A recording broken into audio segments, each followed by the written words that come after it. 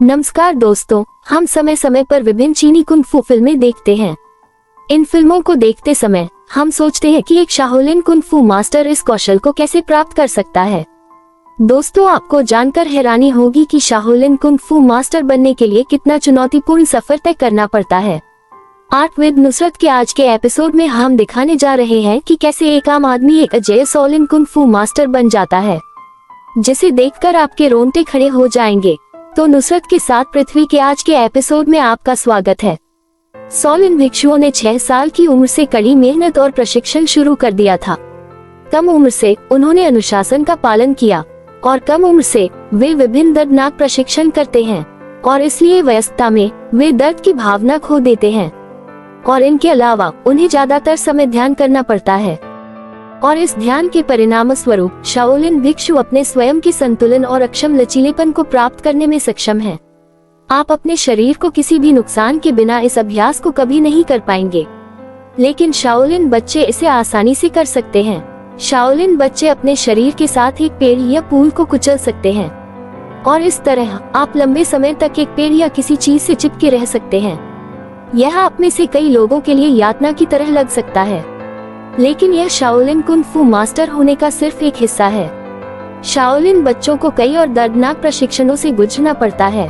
दोस्तों, आपने अब तक महसूस किया होगा कि शाओलिन भिक्षुओं की तरह घर पर प्रशिक्षण करना कितना खतरनाक है।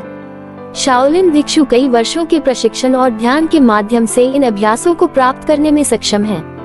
दोस्तों, इस वीडियो को देखिए कि कैसे एक शाओलिन साधु बार बार अपने गले से एक पेड़ की शाखाओं को मार रहा है। वैसे तो गला हमारे शरीर का बहुत ही कमजोर अंग है, लेकिन इन शाओलिन भिक्षुओं ने 10 साल की कड़ी मेहनत से इन दर्दों को सहने की क्षमता हासिल की है। शाओलिन भिक्षुओं की इस तकनीक को देखें, कैसे एक शाओलिन साधु की गर्दन पर छड़ी से वार किया जाता है। छड़ी टूट गई, लेकिन शाओलिन साधु को कोई नुकसान नहीं हुआ।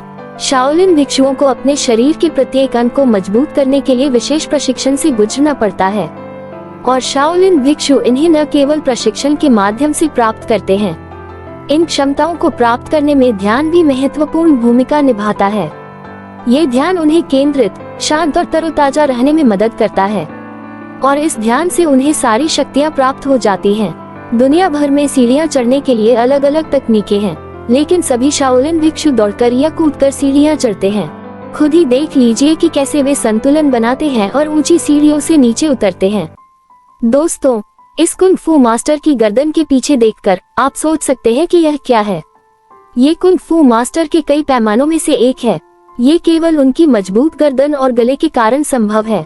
इसे टॉटवेजिन कहा जाता है और कुंग फू मास्टर्स 15 मीटर की ऊंचाई पर बिना किसी सांस के 15 से 20 मिनट तक ऐसा करते हैं और केवल कुछ कुंग फू मास्टर इसे कर सकते हैं। शाओलिन भिक्षु वर्षों से विभिन्न प्रशिक्षण और विभिन्न ध्यान के माध्यम से विभिन्न अंगों के प्रदर्शन और धीरज को बढ़ाते हैं, यहाँ तक कि वे अपनी उंगलियों और लोहे को भी बनाते हैं। इस खास ट्रेनिंग का नाम है डायमंड ट्रेनिंग।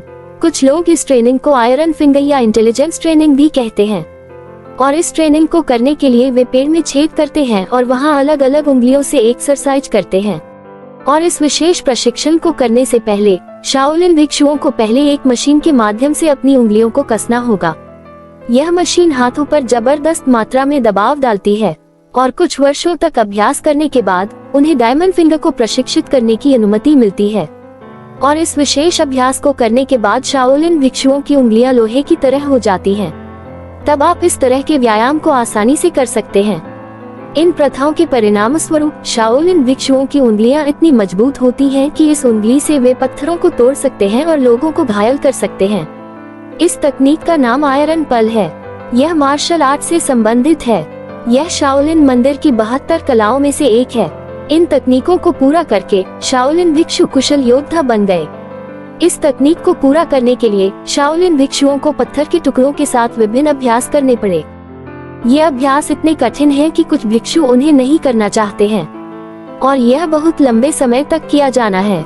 दोस्तों, हम जानते हैं कि कांच बहुत मजबूत सामग्री से बना है और सुई फेंकना और छेद करना और कांच को पार करना कभी संभव नहीं है, क्योंकि कांच में रासायनिक बंधन बहुत मजबूत हो जाता है। लेकिन इस कुंग फू मास्टर के कौशल पर एक नजर डालें, कैसे एक गिलास की दूसरी तरफ एक गुब्बारा एक सुई को छेदता है और कांच को फट जाता है। वे केवल लंबे समय तक व्यायाम, ध्यान और प्रशिक्षण के कारण ऐसा कर सकते हैं। इस स्किल का नाम है मूंग फिलअप। ये तकनीक कुछ छोटे खंभों पर खड़े होकर की जाती है। ये बहुत मुश्किल तकनीक है। ये तकनीक शाओलिन भिक्षुओं की पैर की क्षमता को बढ़ाती है। यह आपको अपने शरीर को नियंत्रित करना भी सिखाता है। शाओलिन भिक्षुओं को इन 2 छोटे ध्रुवों पर दोनों हाथों में 2 फनी से भरी बाल्टी के साथ लगातार 2 घंटे तक खड़ा रहना पड़ता है, बिना किसी हलचल के। कभी कभी बाल्टी के बजाय आपको 3 स्थानों पर पास के 3 कटोरे के साथ खड़ा होना पड़ता है। यदि भिक्षु उनके साथ खड़े होकर किसी भी प्रकार की हलचल करते हैं तो वे उनके नीचे गिर जाएंगे और टूट जाएंगे, और ऐसा करने पर उन्हें गंभीर सजा का सामना करना पड़ता है। लेकिन दोस्तों, ये जानकर आश्चर्य होगा कि कई वर्षों तक विभिन्न प्रशिक्षण, व्यायाम, तकनीक और ध्यान के माध्यम से क्षमता प्राप्त करने के बावजूद शाओलिन भिक्षुओं को क्या करना पड़ता है।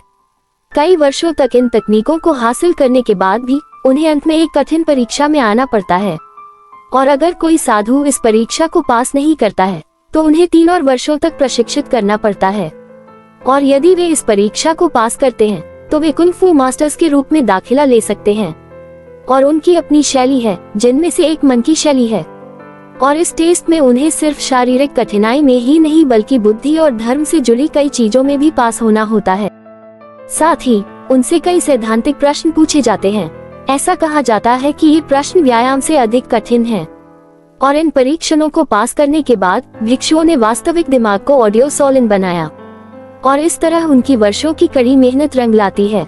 इसलिए ऐसा नहीं है कि आम जनता को उनसे लड़ना चाहिए। अगर आपको वीडियो पसंद आया हो तो इसे जरूर लाइक करें, और ऐसे और अधिक रहस्य रोमांचक वीडियो प्राप्त करने के लिए आपको मेरे चैनल की सदस्यता लेनी चाहिए। धन्यवाद।